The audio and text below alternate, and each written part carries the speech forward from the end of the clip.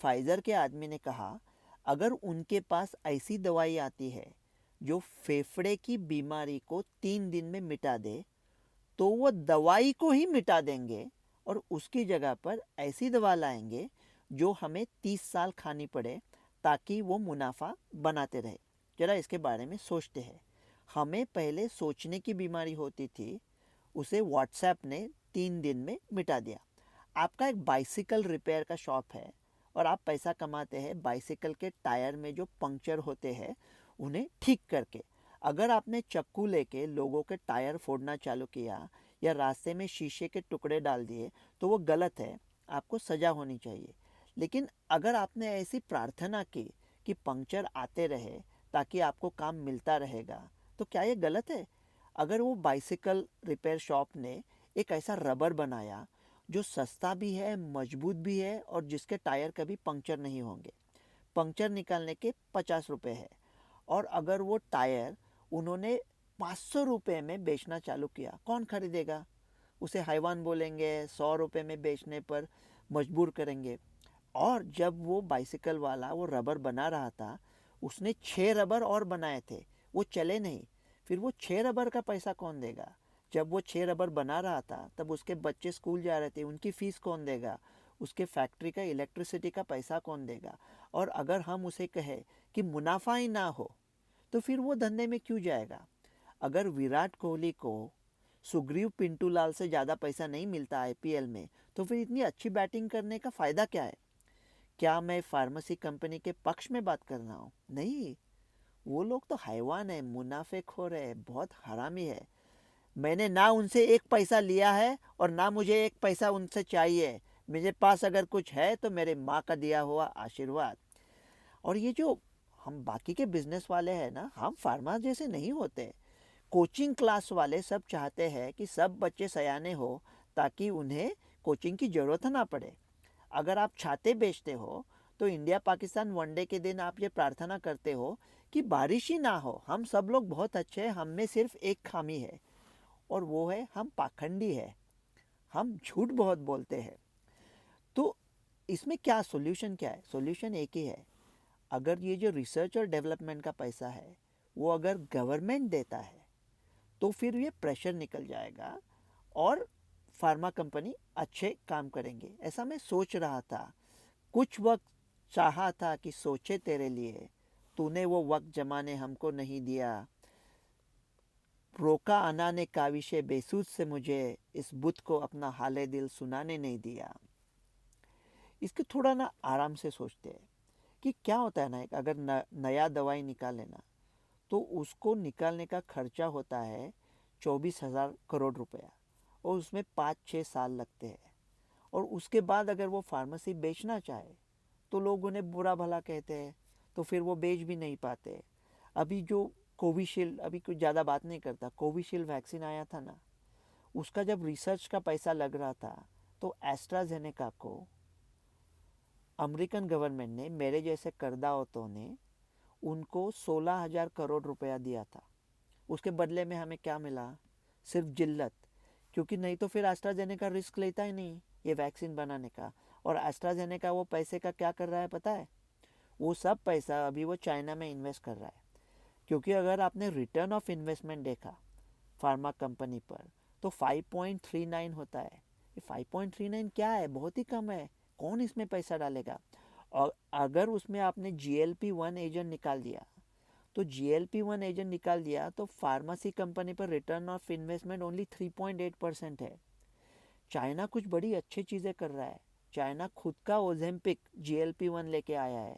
China type 1 insulin के लिए, type 1 diabetes के लिए स्टेम सेल बना रहा है। मतलब चाइना बहुत आगे जा पहुंचा है। चाइना मच्छरों में पैंडेमिक ला रहा है बैक्टीरिया लेके, ताकि वो मलेरिया, डेंगू या चिकनगुनिया को कैरी न कर सके। और ये फार्मेसी का क्या होता है ना, अगर कोई बीमारी है सिर्फ वो 10 लोगों को होती है दुनिया में, तो फिर वो 10 लोगों के लिए दवाई बना के फार्मेसी क्यों लाएंगे? उन्हें क्या 10 लोगों को बेच के उन्हें क्या मिलेगा? और अगर ये भी सोचना चाहिए ना कि अगर उसमें मुनाफा नहीं है तो उसमें कौन जाएगा? और एक और चीज़ आई, उसके ऊपर किसी ने ध्यान ही नहीं दिया, जिसको मोस्ट फेवर्ड नेशन कहते हैं, ये इतनी बड़ी खबर थी, किसी को पता ही नहीं है। सब वो ये अभी कॉरपोरेशन के इलेक्शन चले उसमें पड़े हैं। सबको चिंता है कि क्या हमको हमारे ऊपर कौन राज करेगा, कादर खान या शक्ति कपूर। तो ये MFN मोस्ट फेवर्ड नेशन पता भी नहीं क्या है। क्या होता है ना, एक दवा है जो अमेरिका में उसका खर्चा होता है 45,000 रुपया दिन में, वो भारत में 37 रुपये में बेचते हैं। वही दवा, वही पैकेजिंग, वही कंपनी, उसकी कॉस्ट है 10,000 रुपया। वो अमेरिकन टैक्स पेयर से निचोड़ लेते हैं और फिर एशिया में सस्ते में। ऐसा सब बारे में होता है, बुक्स में होता है, किताबों में, काफ़ी सारे प्रोडक्ट्स भी होते हैं। तो अभी ट्रम्प साहब ने एक डील कर दी है, most favoured nation, America most favoured nation होगा। अगर ऐसी डील हो गई तो पता नहीं ये सब दवाई का क्या होगा, उनके दाम सडनली बढ़ जाएंगे इंडिया में। और हम लोग बोलते हैं ना ये फार्मा कंपनी ये ख़राब है, ये हैवान है, ये हरामी है। अगर एक 500 रुपये की रेबीज़ वैक्सीन है और अमेरिकन फार्मा कंपनी वो 5,000 में बेचता है तो वो हैवान है। लेकिन जो लोग उसे 500 की दवा 400 में बेचते हैं और वो रेबीज़ वैक्सीन के जगह पे पानी बेचते हैं, वो लोग क्या भगवान के देवदूत है? उन्हें कौन कुछ हाथ नहीं लगाता, उन्हें कोई कुछ कहता नहीं है। इस सब चीज़ों पर हमें कंट्रोल होना चाहिए। और ये मोस्ट फेवर्ड नेशन में आपको समझाता हूँ, एकदम अच्छा है, वो मूवीज़ में भी चलता है। कल्पना, सबको अमिताभ बच्चन का तो करियर पता होगा, नौजवानों को भी। उनको जंजीर मूवी मिला था, उसके बाद वो सुपरस्टार हो गए। अभी कल्पना करो, वो आनंद मूवी था ना, आपने देखा था राजेश खन्ना के साथ। वो आनंद मूवी आता है, हिट होता है, राजेश खन्ना हीरो है, अमिताभ बच्चन को सब जानते हैं। तो अभी कल्पना करो कि जंजीर मूवी राजेश खन्ना को मिलता है, अमिताभ बच्चन का करियर नहीं होता, छोटे से चाल में रह रहे हैं, पूरा इंडिया उन्हें जानता है कि आनंद में उन्होंने डॉक्टर का काम किया है। लेकिन उनके पास पैसा नहीं है, काम नहीं है, उनका करियर ऑलमोस्ट ख़त्म हो गया है। तो रवि गोडसे उनके पास एक स्क्रिप्ट लेके जाते हैं, कहते हैं अमिताभ आप मेरे मूवी में काम करो क्योंकि आपको पूरा इंडिया जानता है। तो अमिताभ तो मुझे 10,000 रुपये में मिल जाते क्योंकि उनका बाकी कोई करियर नहीं है। तो अमिताभ मेरे साथ मोस्ट फेवर्ड नेशन ऐसा डील करते हैं। इसका मतलब मैं अमिताभ को 10,000 दूंगा, लेकिन अमिताभ मेरे मूवी में सबसे ज़्यादा पेड एक्टर होंगे। तो अमिताभ वो स्क्रिप्ट राजेश खन्ना को दिखाते हैं क्योंकि राजेश खन्ना उनका दोस्त है, राजेश खन्ना बड़ा सुपरस्टार है। तो राजेश खन्ना कहता है मैं रवि गोडसे के मूवी में काम करूँगा, लेकिन मैं लूँगा 20 लाख रुपया। तो मैं राजेश खन्ना को 20 लाख रुपया देता हूँ, लेकिन अमिताभ को भी मुझे 20 लाख रुपया देना पड़ेगा। तभी उनका कोई नाम नहीं है, करियर नहीं है, क्योंकि उन्होंने मुझे राजेश खन्ना के पास लेके गया और वो मेरे मूवी में मोस्ट फेवर्ड नेशन ऐसा उनका स्टेटस था। तो अगर मोस्ट फेवर्ड नेशन अमेरिका का स्टेटस हो गया, इसका मतलब ऐसी कोई दवा बेच नहीं सकेंगे दुनिया में जिसकी कीमत अमेरिका में ज़्यादा है। ऐसा अगर हो गया तो पूरा रिसर्च का पैसा निकल जाएगा और बहुत तकलीफ़ हो जाएगी। तो अगर ऐसा है तो इसके लिए अगर गवर्नमेंट इस सेक्टर में आता है और लोगों को फार्मेसी के ऊपर से ये प्रेशर निकाल देता है कि उन्हें रिसर्च में ज़्यादा पैसा ना जाए, तो फिर अच्छा होगा। तो बोले क्या सब्सिडी दोगे क्या फार्मा वालों को? अगर फार्मर्स को सब्सिडी दे सकते हैं तो फार्मा को क्यों नहीं दे सकते? मैं ऐसा नहीं कह रहा कि वो अच्छे लोग हैं, लेकिन हमें ज़रा उनकी पोजीशन भी समझनी चाहिए। 1922 में अलेक्जेंडर फ्लेमिंग ने पेनिसिलिन खोज निकाला था। पेनिसिलिन ने तो दुनिया बदल दी। बाद में 1944 में दूसरे विश्व युद्ध में वो पेनिसिलिन के सिर्फ कुछ 22 डोज बचे थे और वो कोई उसको पैसा देने को ही तैयार नहीं था।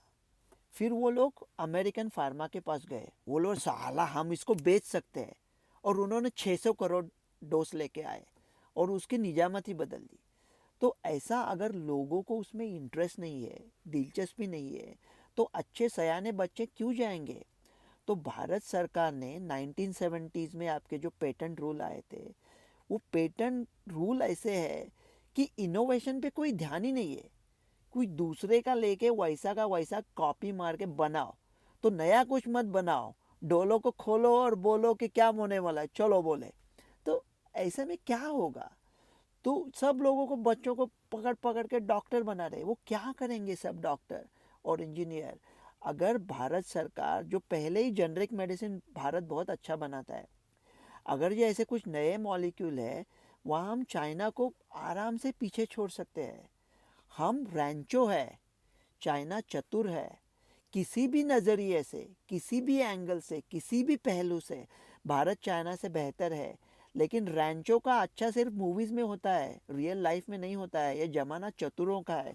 तो थोड़ा सोचना चाहिए डॉक्टर रवि गोडसे न्यूज़ तक के लिए।